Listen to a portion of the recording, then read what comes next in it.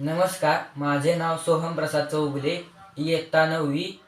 मी आज तुम्हाला भगवद्गीतेमधील 17व्या अध्यायातील 6 ते 11 श्लोक म्हणून दाखवणार आहे. ओम श्री परमात्मने नमः.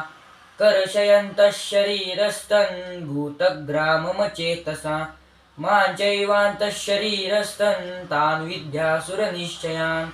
आहारस्त्वपि सर्वस्य त्रिविधो भवति प्रियाः.